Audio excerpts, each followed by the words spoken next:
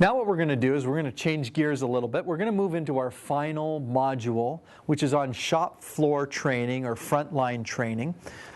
And specifically in terms of shop floor training techniques, we're looking back at those 4 reasons that people don't perform. Right? Same 4 reasons. One is lack of knowledge, skill or direction, lack of motivation. This is back from that Understanding People Motivation and Performance module.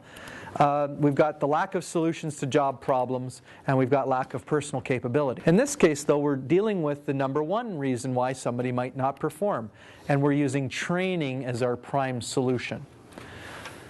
So most organizations use what's called the buddy system to train people.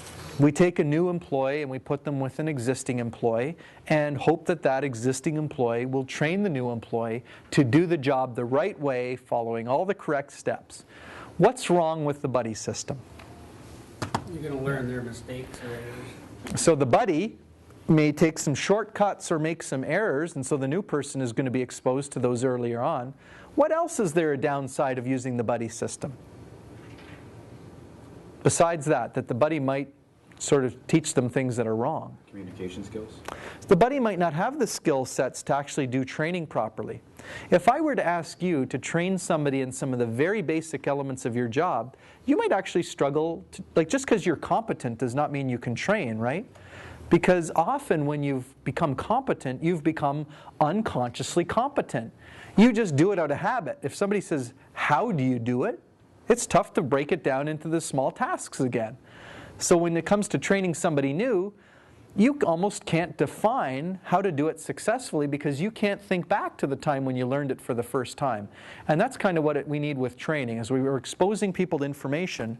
Even though we may have mastered the information, we have to speak it to them in a way that they can build up those building blocks. Now sometimes we think that the jobs that we're teaching aren't rocket science. I mean, it shouldn't take that much effort to learn these tasks. You might be surprised at how complex some of the more basic tasks are in your organization.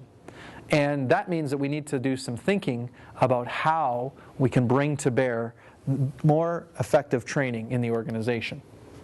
So our objectives then are, I do want you to give some thoughts to what are the training needs of your work group? Who is good at certain things? Who isn't competent at certain things? How can you size up who needs what training? Understand what those objectives are, and then we're going to use a 6-step process to actually train people effectively.